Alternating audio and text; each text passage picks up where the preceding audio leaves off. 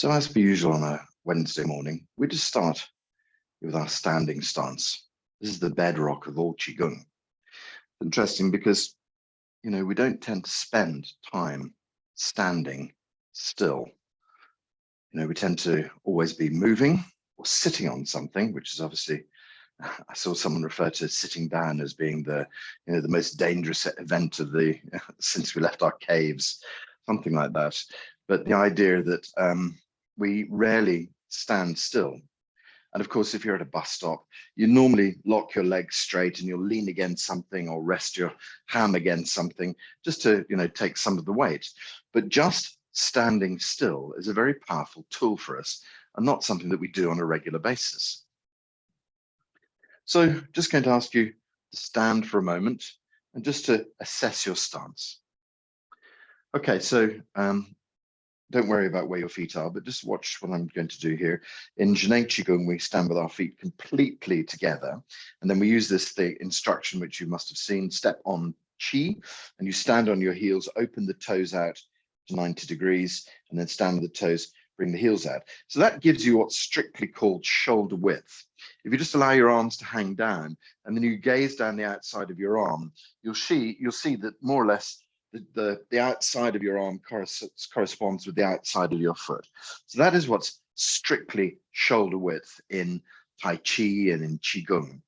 But since the sort of 50s and 60s, 70s, there's a movement called medical Qigong, which I studied quite a bit. And essentially, most of the stances there are wider than just shoulder width. And they say, open your stance out maybe another 10%. We're not going quite as far as what's called horse stance, which is, very, very deep in martial arts, but we're going just a little bit wider. And so I sort of say to people, if you find your shoulder width stance, and then you look at the width of your foot and move it, 1 foot wider, as it were, then that tends to be a much more stable, wide stance. We're also thinking about the knees. If you lock your knees back, of course, the structure is supporting you, but that's not allowing a good flow of qi through the legs. So we always soften the knees down. Knees move down forwards towards the toes.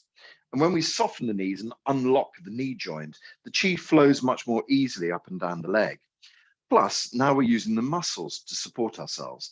And as I always say, that's why if you go to a park in Hong Kong, you'll find an old lady, 90 years old, standing on one leg because, she's been building these muscles up for a long time. And so we use this kind of idea of just standing always with a bent knee to increase the power of our lower body. It's a very subtle exercise, but if you continue to do it, week in, week out, day in, day out, obviously week in, week out, then slowly your stability becomes much, much better. Well, I hate to say grounding because an awful lot of people say, oh, I'm, too up in the air. I really need to be grounded. And I say that everybody needs to be centered. They need to be in the core of themselves, not all in the ground. But clearly we do need some grounding. It's a matter of balance, grounding and connecting so that we're balanced in the center.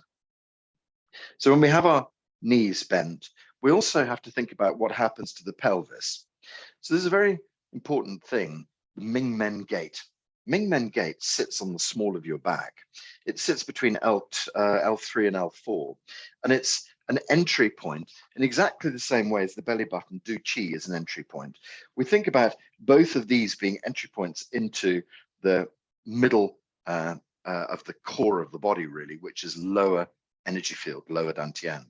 So the Ming Men gate is possibly one of the most important in the whole body.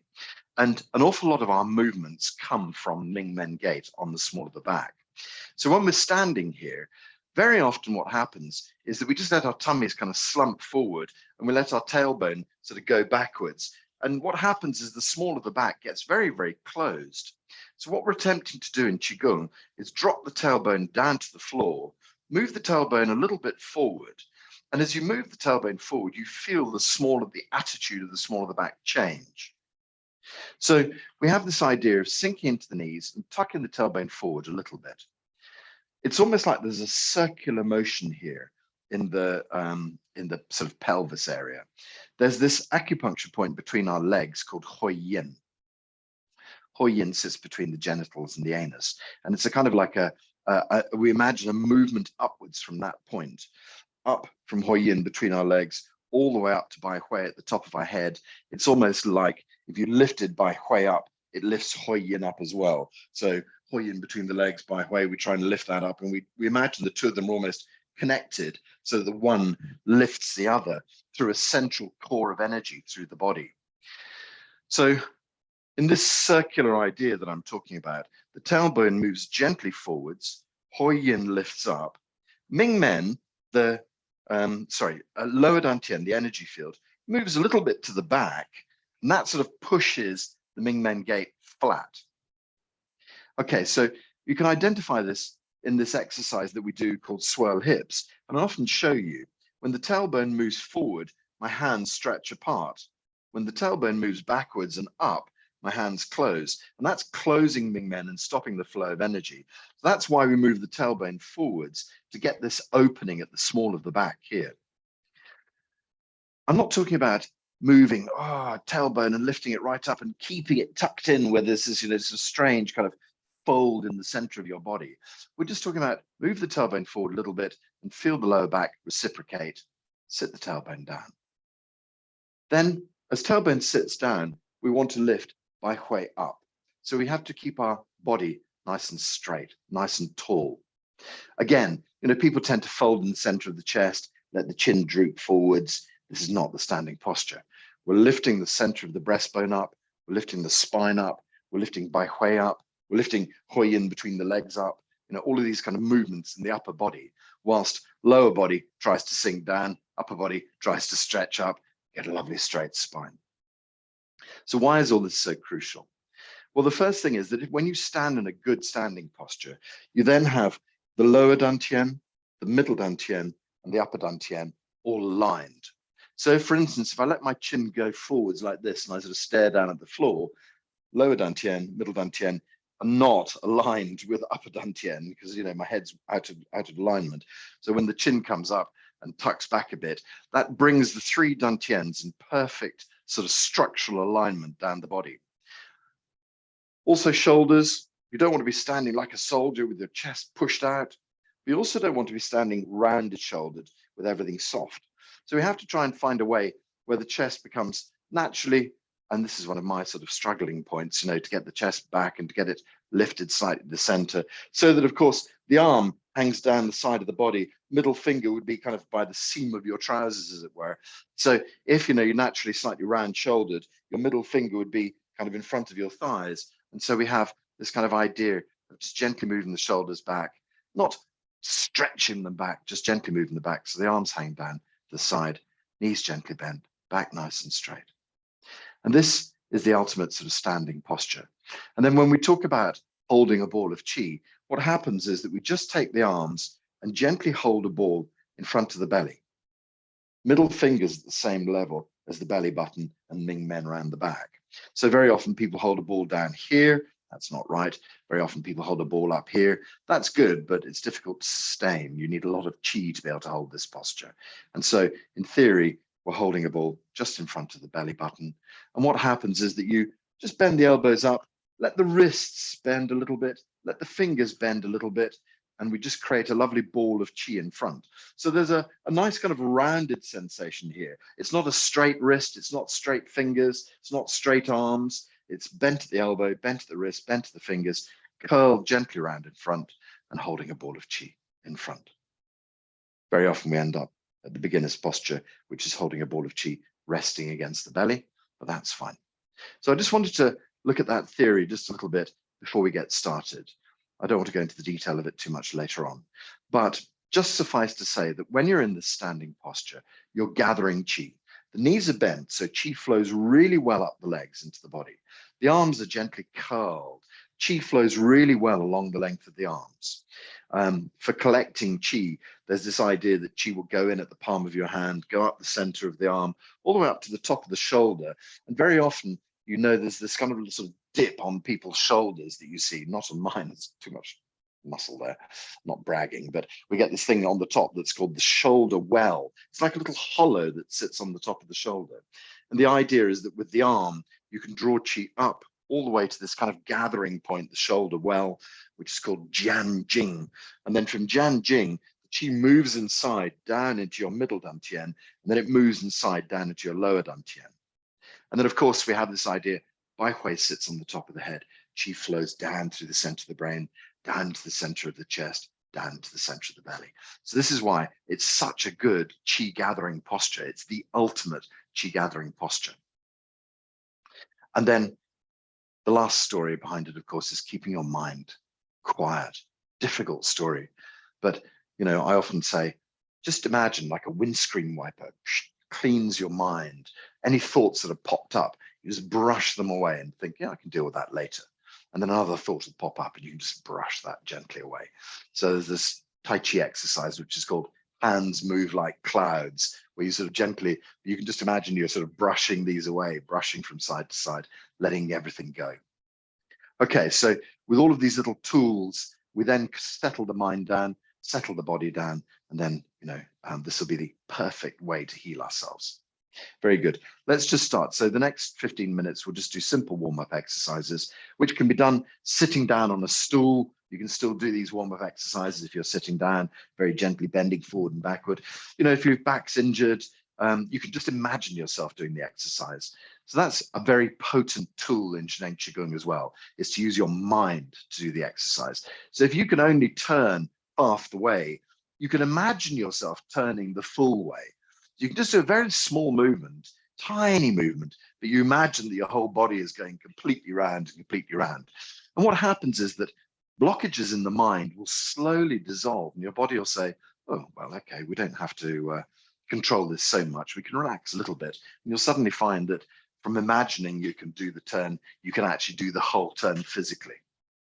So why not let's start with this exercise. Knees bent, back straight, gentle turning of the waist. Try and get the whole waist to turn, not body straight forward, arms tapping. Really get the waist to turn from side to side. And as the waist turns, it generates a movement up the spine to the shoulders. And then we just gently turn from side to side. The arms swing like spaghetti arms, to borrow a phrase, and just let the back of the hands nicely tap onto this point, the Mingmen gate. So you just feel your wrist tapping on the Mingmen gate. As we tap on the Mingmen gate, we're stimulating the Mingmen gate, gently opening it. So as I always say, when you translate the Mingmen gate, you find its name is the Gate of Destiny, which I think is absolutely fabulous.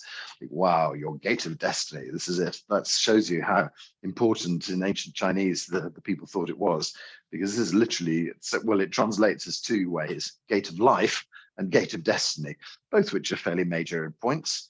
That gives you an idea of why we tap on this point on the small of the back, why we keep our tailbone just a little bit tucked forward so that it's open as much as it can be when we're in our standing stance.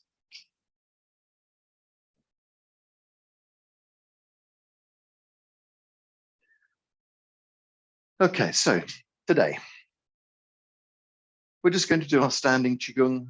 We're just going to do a bit of La Qi, and nothing new, nothing terribly exciting. But the most important thing is to find a way to switch off the stories.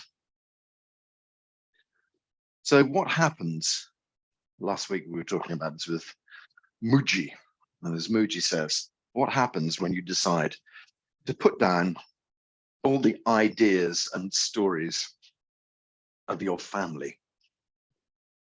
What happens when you decide to put down all the associated ideas and stories that religion gave you as a child or continues to give you?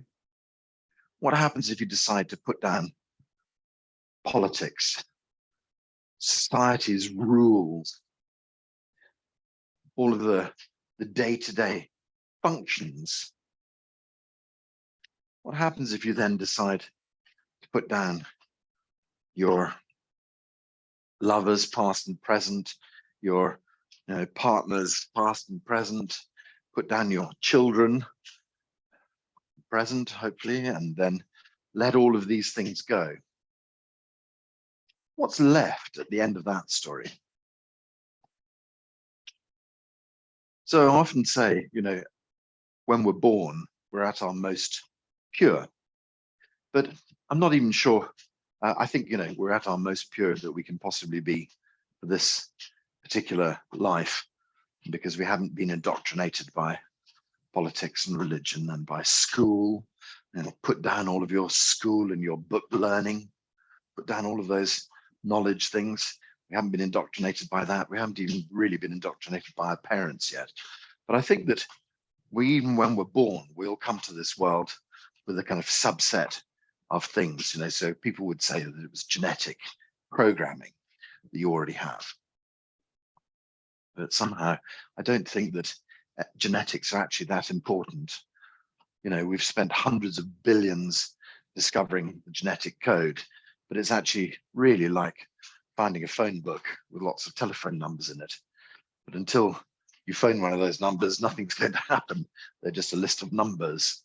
And so we study epigenetics much more these days, which is what makes the call, using my analogy. I see our genes as light switches, but nobody has to switch them on if they don't want to. Or you can learn how to switch them on if it's good for you, as it were. Unfortunately, you can learn, inverted commas, how to switch them on as well, even when they're bad for you. And so, bad habits lead to bad switches being thrown and bad chemical compounds in the body, blah, blah, blah. So epigenetics, what switches those things on and off? Our environment, is the big factor we're talking about there. Our environment is all sorts of things, isn't it? There we are, born as a baby, completely clear, completely fresh. Let's just stretch this exercise out a little bit more. Just look back over the shoulders, open everything up. Yeah, so there's this layer that one of my colleagues, Dr. Rosie, often mentions. She says, family stories. I think that's a really powerful thing too. I know there's lots of research work about children who were born to the families, where they've suffered starvation, and without ever realizing it, the next generation can become very obese, and basically because they're sort of, at some level mentally planning for the starvation that their forebears went through. But I also saw an extraordinary article the other day that suggests that ladies who have been abused, their children are more likely to have ADHD, asthma, things like that. And so at some level, there are family stories that we arrive with, and perhaps genetic traits that we arrive with. So we're not entirely pure, but when we're born, we're at our most pure possible for this life. Even that, as I say, has some weight. And we have to give up that as well. We have to give up the stories, give everything up. And eventually, what's left? Just your true self. So we're going to try and find our way into our true self state. If we can find our way to this true self, then we can see the world from a very different perspective. And that is how we heal ourselves. This is very much the work of my teachers, Lou and Ling, who've got a retreat in Spain in September. This is their key to healing. It's about spending time in this state. Okay, so let's just let the whole thing slowly subside. Great. So in this very still, gentle state, lift chi up and pour chi down. Gently lifting and gathering. Pouring chi through.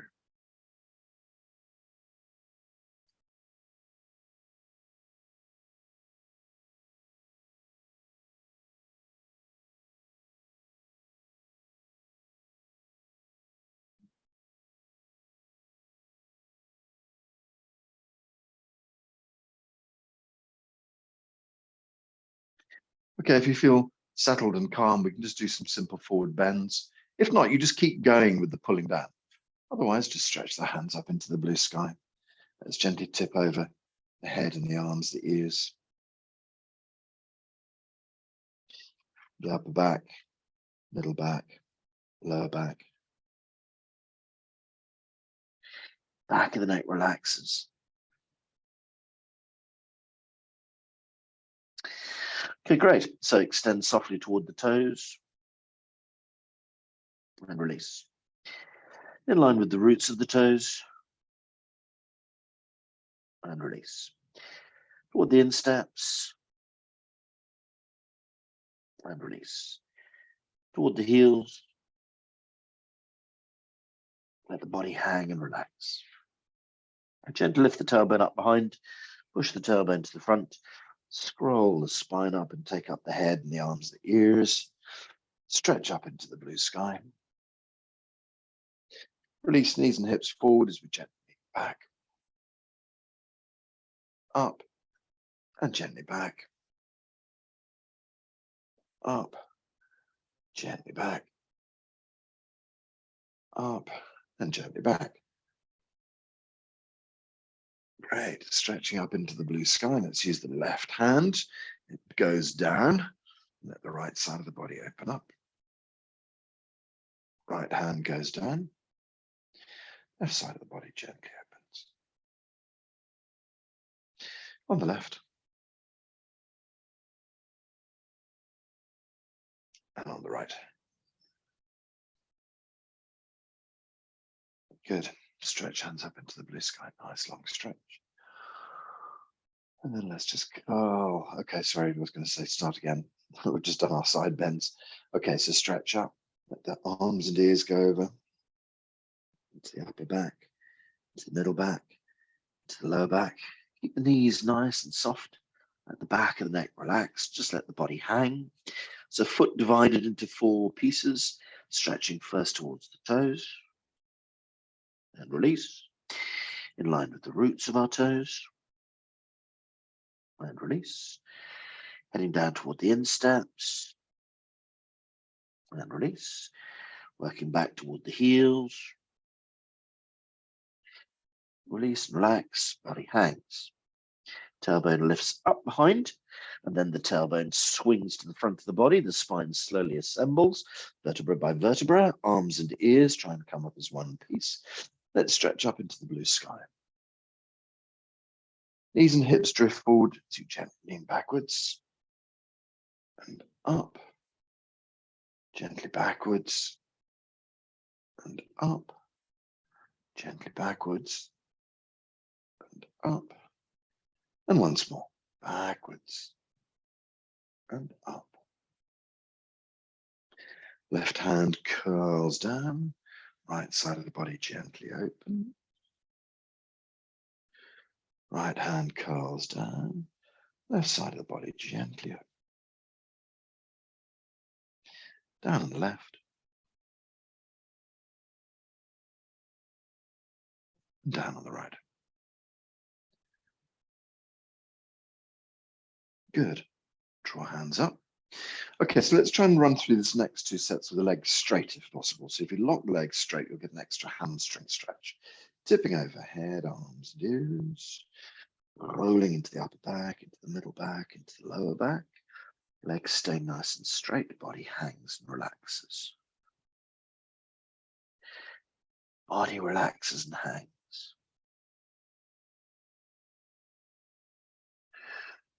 Okay, let's extend softly toward our toes. And then release. In line with the roots of our toes. And then release. In line with our insteps. And release. In line with our heels. Body relaxes and hangs. Lift the tailbone up behind.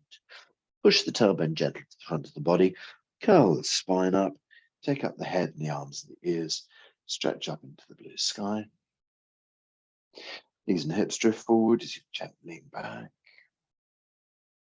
Up. Gently back. Up. Gently back. And up. Gently back. Great. Okay, good. Let's curl down on the left-hand side. Drawing down the left, let the right side of the body arc open. Down the right. Left side of the body opens. on the left and on the right. Good. Bring the hands up into the blue sky. Last time through for the whole process, try and keep the legs as straight as you can to get the hamstring stretch. Stretch up, head and arms go over, just bending the nape of the neck. And then the upper back bends, then the middle back bends, then the lower back bends. Knees soften and relax down, back of the neck relaxed and softens. Okay, sink softly toward the toes. And release. Mind with the roots of the toes. And release. In line with the insteps. And release. Back toward the heels or as deep as you fancy going. Relax, release, let the body hang. We lift the tailbone to point up behind, and we swing the tailbone toward the front of the body and feel the spine slowly build up, and then take up the head and the arms and the ears, gently stretching up into the blue sky. Releasing the knees and the hips forward as you gently lean back. Up, gently back. Up, gently back. Up and back. Stretch up. Left hand curls down, right side of the body opens. Right hand down. Open the left side of the body. Down the left.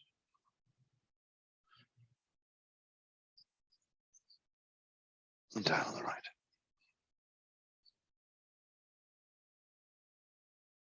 Okay, good. Bring hands up into the blue sky.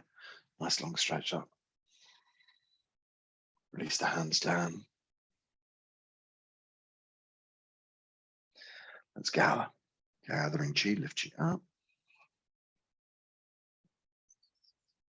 Gently pour chi down. Draw the chi deep into the belly. Hands release and pour chi down through the body. Gathering chi, lift up. And pour down.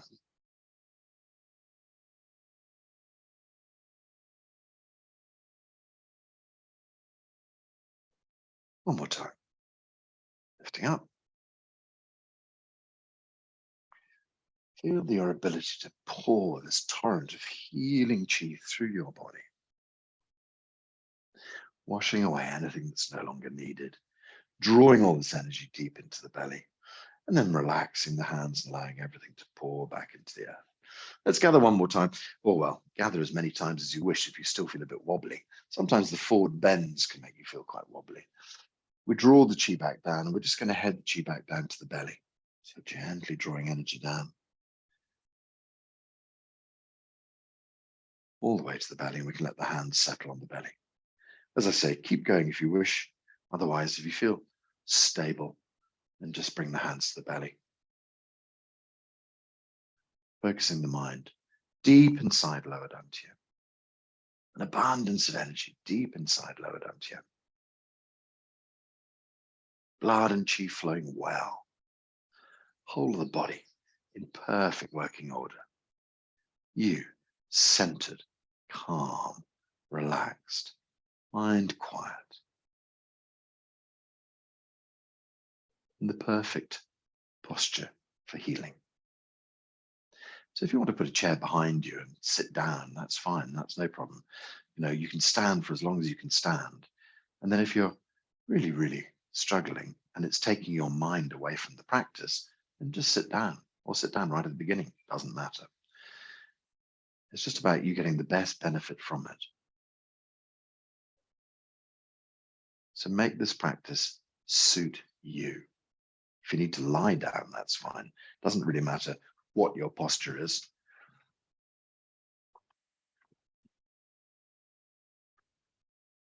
Okay, so we're just going to stand for a little while and think about this idea. My teacher often draws two circles beside each other on the whiteboard. In the one circle, he puts yellow, red, blue dashes and dots and squiggles and marks and fills the whole of the circle up. And then he puts a little red dot in the middle and he says, this is you. And these are all the things in your life.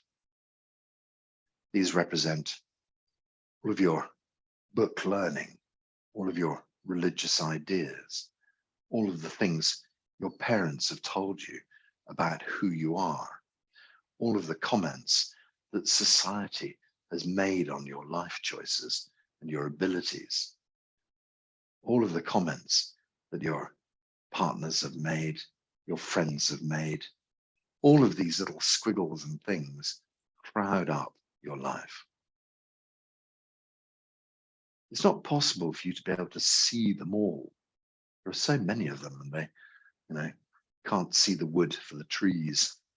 That story that, not all of them are visible because some of them are so remote and so old. I remember my colleague John saying, one day I woke up, aged 35, and I realized I was still using a pattern that I'd worked out when I was 12, having gone off to boarding school. And he said, I was still using the same strategy to protect myself, whatever it was, 30, 23 years later or whatever it was. And so, he said, it just suddenly dawned on me that old strategy was still there and it was operating in my life on a daily basis and it was affecting me. And so that's something from, 25 years ago that he couldn't see. It was just too far away, but it was happening in his daily life. And so in this extraordinary set of in this extraordinary set of squiggles and wobbles and things that make up the entirety of your life, it's impossible to see them all. Comments that somebody made, a teacher made to you, 20, 30 years ago. Oh, you'll never be any good at, fill in the blanks. Teachers were very good at doing things like that in the past, telling us how rubbish we were at things. Now you think to yourself, well, it doesn't matter that he said that. But at some stage, somewhere deep inside, you're still holding that little cut, little wound given to you, as a 5, 7-year-old. And still, 20, 30, 40 years later, somewhere that cut is still registered and it shapes your life. And you've always thought to yourself, well, I don't want to do maths because, so-and-so told me I was always rubbish at it. And you've made that a pattern that runs throughout the whole of your life. And then someone says, oh, can you help with the accounting? And you say, oh, no, I can't do that. I can't do maths. But it's just a pattern that ricochets through your life without you even realizing it. And so these patterns are obscure and hidden. As Teacher Lou likes to say, layers and layers of rubbish piled on top of them. They're still there, hidden away deep in our psyche. And then, of course, he draws your attention to the other beautiful circle, empty. And he says, now, what about if you put yourself into the center of this beautiful empty circle? Then you'd have a lovely viewpoint looking back to the chaos of that life. But you're no longer in that chaos. You're in this beautiful, clear, empty circle, looking back at all that chaos with wonderment, thinking, goodness, my life was so complex, so much rubbish in there, well, so many things I don't need. But now you have perspective. And now you have emptiness. So this is the idea of drawing ourselves back to pure consciousness.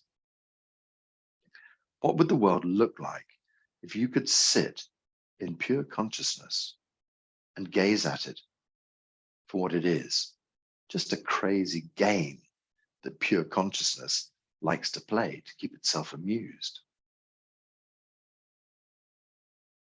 So we're going back across this model I always talk about, which, if you're of a certain age, if you're sort of in your 30s or 40s, you'll know about, which is the game that young people used to play called The Sims. And it was a little house on the screen and you could, set off a family and the family eventually has a baby and then they try and get themselves work. It's a sort of like a little simulation of real life. And if you don't look after them, they often do crazy things. They burn the house down, leave the baby at the supermarket, all those sort of things. And so you have to sort of like help your little people along. But that is kind of the story here. Consciousness, when we look at it from a sort of physics perspective, perhaps it's all two-dimensional, quite literally 2 dimensions, space-time. But how do we experience 3 dimensions? Well, it's almost like space-time folding over and viewing itself creates this 3rd dimension, allows us to be in 3D. And so we have this 3D existence where consciousness sets you off on the game of life, and then it sets me off on the game of life, and it sets everybody else off that we know on the game of life. But ultimately, there's only one player, and that is consciousness. Consciousness playing all of these little lives. Perhaps consciousness can't make all of the 8 billion, can't keep contact with all of the 8 billion all the time, and that's why our lives go off and get so skewed. But I think more likely that our lives are designed to get skewed and knocked out of shape so that we can experience our true nature, or not, perhaps. But in this life, we have this ability to blunder on through and never stop and look. We can become incredibly attracted by our jobs. We can become incredibly attracted by our education. So we can become those things. We can become our education. And our egos like that, because our education is a badge of honor. It says, look at how clever I am. Look how much I've studied. Look how much effort I've put into this. Our jobs. Look how good I am at doing this. Everybody around me tells me I'm the best. I put all of my time into it. I work hard. I like to be the best. I like to be seen as being the most educated person in the room. But these are all part of our ego. I like to go to church on a Sunday and have people look at me and think how pious I am, what a good person I am. Our egos love that. I love to be a great sports person. I love everybody to say, oh, how amazing you are. I love people to look at my Facebook and my Instagram. I'm talking to myself here for a moment and say, oh, goodness, you're so good. Our egos love that. And we can see how social media has fed that whole story. Put my thoughts onto social media, my essays, my videos. My ego loves to do little essays and videos. How many people viewed that one? Oh, how fantastic. It's all part of the ego game. What does being ego-less look like? I think that's why people retire to monasteries, sit on the top of a mountain. You can be very quiet. You don't have to gain reflections from other people to see who you are. You can start to find out who you are yourself. When you stay hidden away in a monastery, there's no social media, there's no television, no mobile phones and internet. All of the ways that people have of connecting to you are limited. But perhaps there's also a large slice of ego in that as well. Look how quiet I can be. Look how well I pray. Look how hard I work. Look how deeply I meditate. And so again, there can be this layer of ego involved in even something as calming and quiet as meditation or Qigong. Look, I'm the best Qigong player. I practice 20 hours a day. Traps everywhere, people. Traps everywhere. So letting go We often hear about it through sort of things like Buddhism and Taoism, about letting go. So what we're trying to do here is let go. Let go of the ego side of ourselves. Not be thinking of ourselves in terms of I. I like this. That's an ego story. I want this. I need this. I am this. It's the ego speaking. We also have to let go of all of the other things, the second-hand self, all of the stories we built up about who we think we are. We also have to think about letting go of all the stories that life has told us. So we let go of our second-hand selves. We let go of our self-image. We let go of our ego. We try to put down all of these things. Releasing religion, releasing education, releasing family, releasing friends, releasing society, letting go of anger, letting go of hatred, but also letting go of love. We're just trying to find ourselves back at the essence, letting go of past stories, letting go of future ideas. Just allow yourself to gently return back to the most simple part of you. Yuan-ti. Yuan-ti, mind, spirit, deep inside. Yuan-ti, the pure self, the true self is what we call it. So what does that feel like? What does it feel like when the raindrop returns to the ocean? So this is why it's called unity consciousness, because it's no longer in terms of me, I, mine. It's now in terms of the universe and nothing else, just complete consciousness. Everybody can do this, but it's not guaranteed that everybody will find their way there immediately. That's no problem, because trying to be in that space is how we will eventually build up to being in that space. So every time we practice like this, we gently set aside all thoughts. We set aside all constructs of who we are. We set aside our illness, our pain. We set aside our friends and family, lovers, relationships.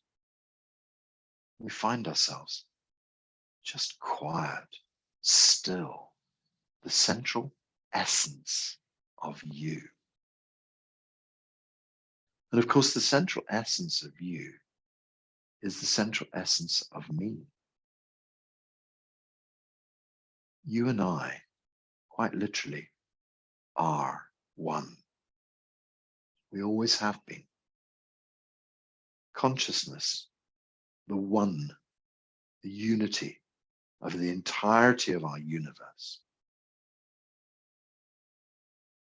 acting through Jeremy, acting through whoever. But still, we are unified in consciousness.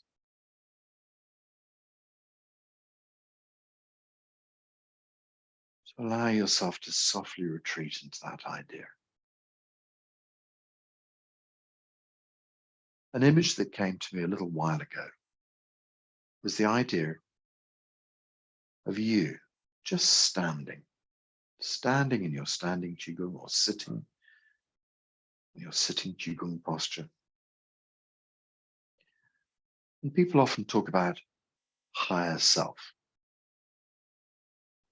Just imagine you were able to view yourself from maybe 6 feet above, 6 feet behind.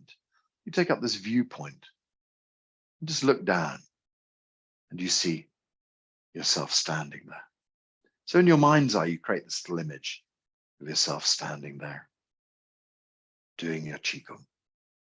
But now you've taken your consciousness a step backwards out of the body, behind the body, above the body, gently looking down on the body.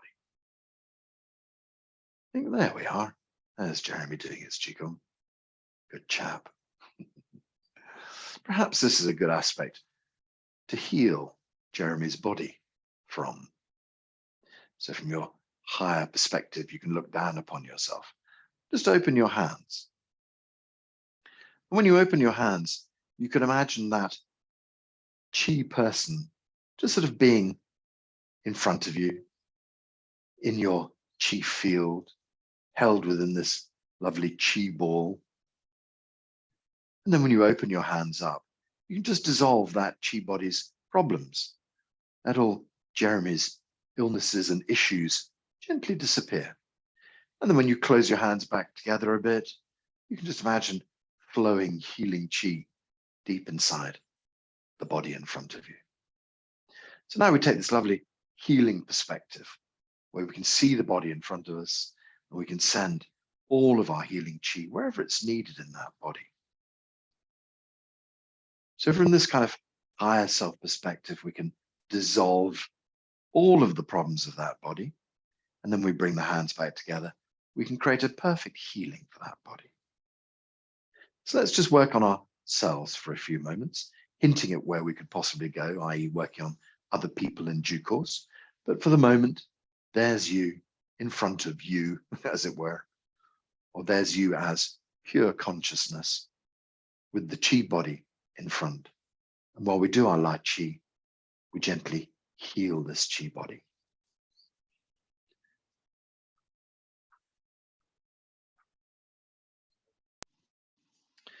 Okay, so I'm going to just say Kai and her. They're the Chinese phrase, Kai being open, dissolve, let go, and her being gather and bring healing back into the body. So you can say Kai and her with me if you like, or you can just do quietly, continue opening and closing. Of course, it's valid to say open and close if you're not feeling the Chinese words.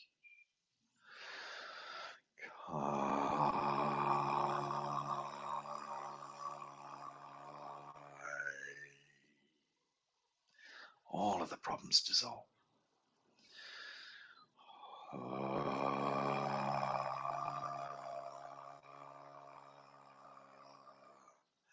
Bring healing into this Qi person.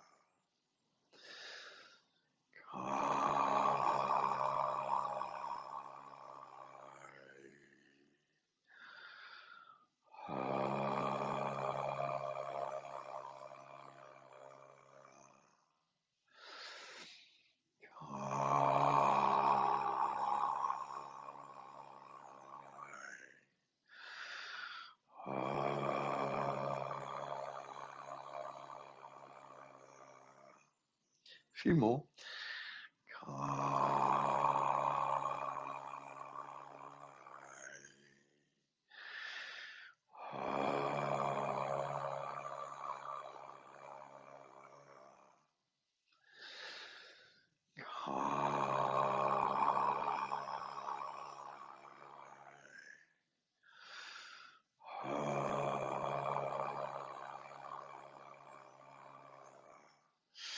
just pause for a few seconds. It doesn't matter if you just continue to let your hands open and close, that's fine. I tend to find that my hands just sort of drift open and close when I'm standing anyway, just naturally kind of do their own La Chi story. So here we are standing behind and above this Chi body, and just letting the healing percolate through this Chi body. So very often we have an intellectual viewpoint to what it is the Chi body might need to achieve its healing. You know, oh, I definitely need to work on the lower back, you know, because that's where I've always had a problem. But actually, maybe that's not where the problem has always been. So try to allow yourself to be a little bit more intuitive about these things. Just see where you naturally find yourself sending the healing into that Chi body. Don't have to intellectualize it. Just feel natural that you will allow this Chi to flow. Just allow this Chi to flow deep inside. Fill this Chi body with healing. Fill this Chi body with healing. So we just go beyond mind. After all, we've now stepped out of the body. We can leave the mind behind as well. Now we're here at our higher self level, pouring Chi into our bodies to make a healing. Just let yourself, let your higher self diagnose the areas that need some Chi and pour that Chi in. So let's give our bodies another session of healing. This time from a much more,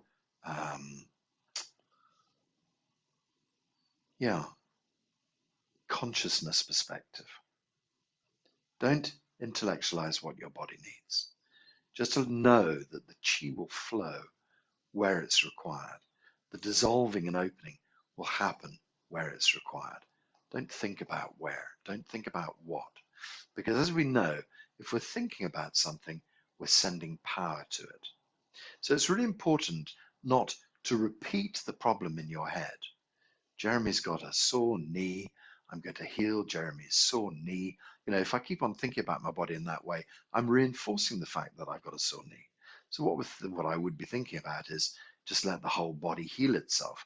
But, you know, if you want to be more specific, you can think the whole of the knee area just dissolves and the whole of the knee area receives some fabulous new Chi. And that's not talking about a problem. That's just talking about an area of your body. So we keep it very vanilla, very open, the healing idea. So maybe not even mention the part of the body, not even think about it. Just let the whole Chi body heal, and that'll be fine. The Chi knows what to do. So let's run through another little La Chi session. When we open the hands, we say Kai.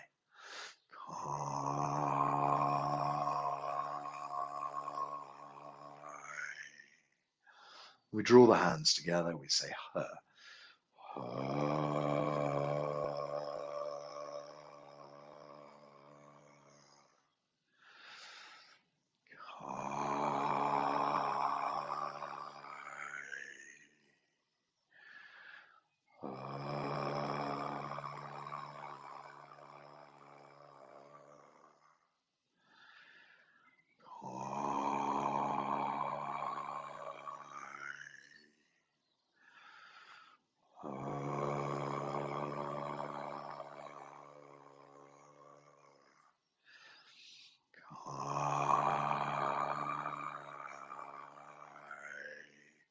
Opens and dissolves all old patterns.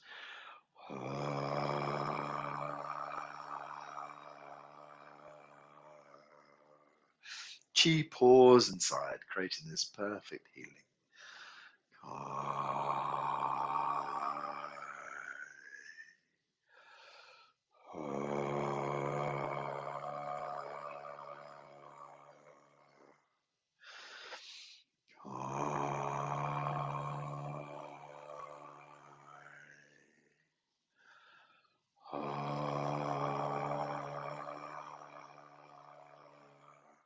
Bringing about a perfect healing for the body.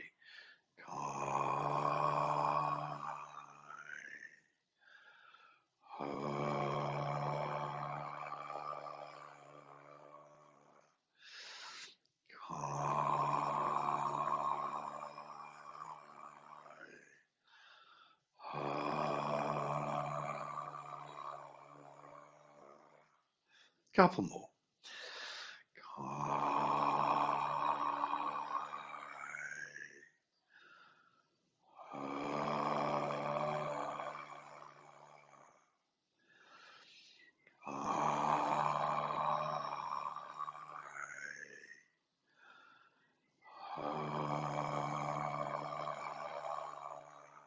Great. Just let the body gently do its own thing. We can just allow the hands to drift open and close. Just let the body relax for a moment. Okay, so we've taken this step back from our chi body. We've just become consciousness healing the chi body. From a consciousness perspective, why shouldn't you be able to heal any chi body? No time, no space. So perhaps there's someone you want to bring to this space in front of you. You can set your chi body aside. It can be still part of the chi healing, but now bring somebody else's chi body to this space. A friend, a family member, someone you really feel could do with a little bit of chi. So there was a question that came up when we were doing our healing course a long while ago. And someone said, but what if that person doesn't want your healing chi? That became quite an interesting, divisive question. And then my colleague John said, yeah, but depends whether you see it as sending them your chi or you see it as sending unconditional love. And if what you're sending is unconditional love, any person can accept that. Any person can accept unconditional love and use it in their own way. And as I say, chi knows what to do. It knows where to go. It knows how to heal. So just send unconditional love. It's not about saying, I'm going to heal X's, Y. You don't have to say, you don't have to be specific because it's not up to you how this chi is used. It's not up to you how the person, but the help is what's required. The love is what is required. So let's just send unconditional love into another chi body. Kai dissolves problems.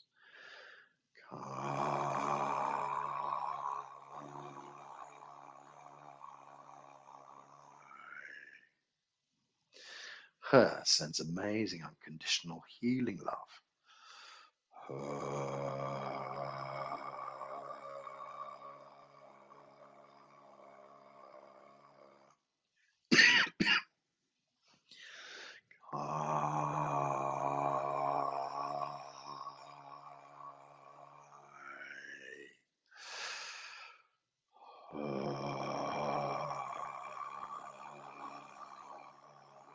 Pour this unconditional love into their body.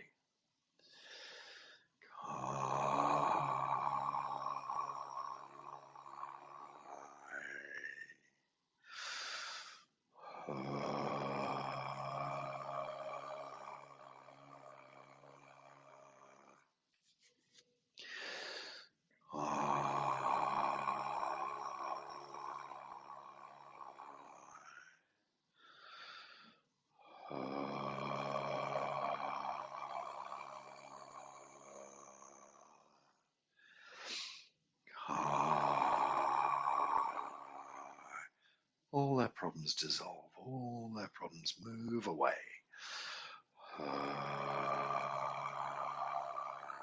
A flood of healing energy pours into their lives.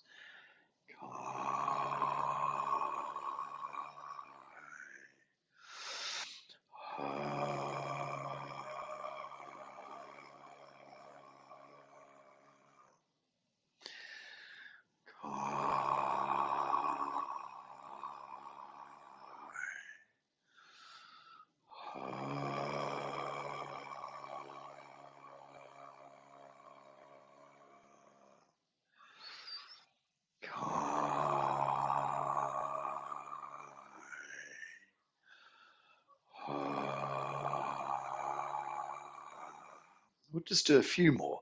You can see yourself and themselves, both of you in this lovely healing field.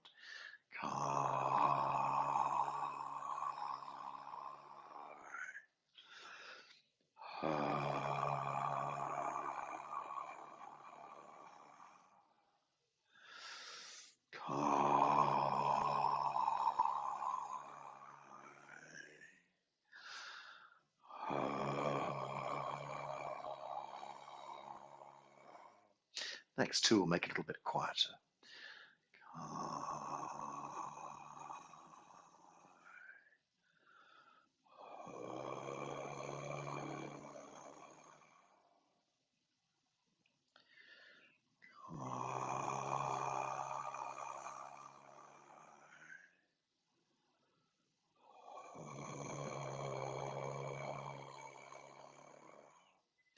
Next two are just movements in total silence.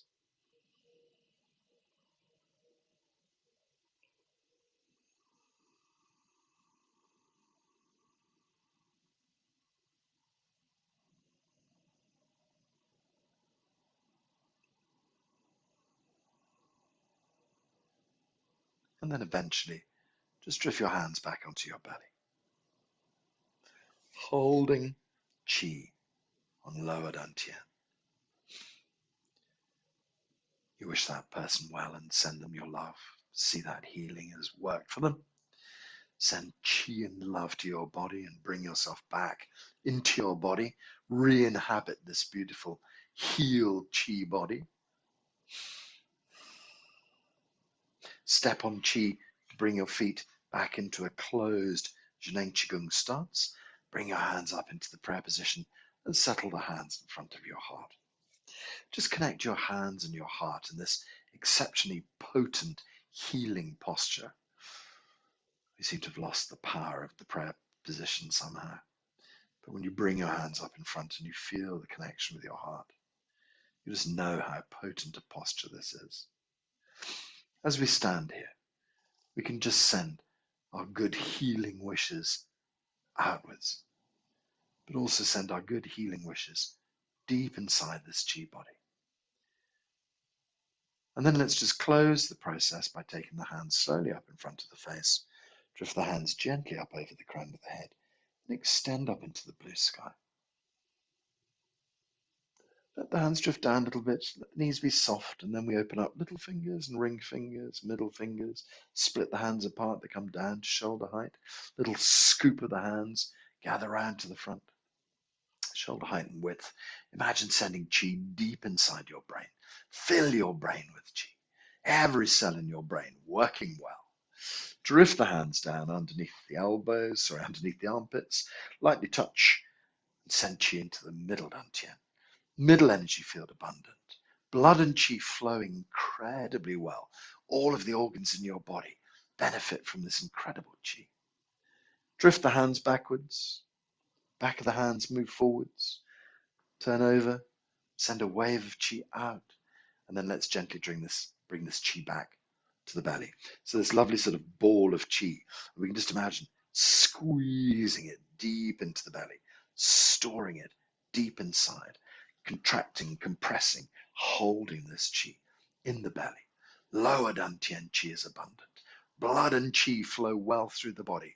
Every function of the body returns to perfect working order. All functions normal. So let's just turn 3 little circles anti-clockwise around the belly. So we turn the 3 circles round, and that just helps us gather, center, bring all the chi back into the core of the body. And then we turn 3 circles in the opposite direction, and this sends a message to the body, back inside. Repopulate your body.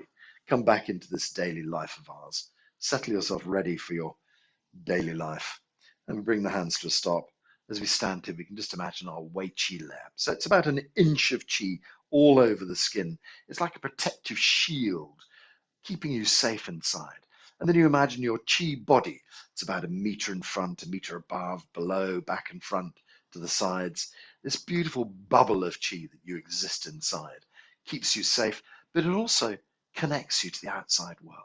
So just see yourself as this amazing being of light, encapsulated in these beautiful shields of energy, totally healthy, happy, well, but a big smile on your face. Slowly open your eyes. Bring a little bit of movement back into your body. Just moving the fingers and the toes. I just have to make a slight adjustment here to settings, spotlight. Okay, great. So let's say Haola together. Haola is Chinese for everything is good already. Everything is already sorted. Okay, so it's an affirmation that all this work we've done will work incredibly well for us. So we count 1, 2, put the hands up in the air, and I shout howler, and we all shout howler together, really. So raise your hands up. 1, 2. Howler. 1, 2. Howler. Last time. 1, 2. Howler. Very good. Thank you very much. Okay, we make a little salute for each other. You take the right hand and it comes up in front. Left hand sits on top. Pull the fingers together. Thumb on either end. This is the Zheneng Qigong salute. Thank you for being here today. And this video is going to go up online so you can send it around, share it with people, things like that. Really nice to see you all.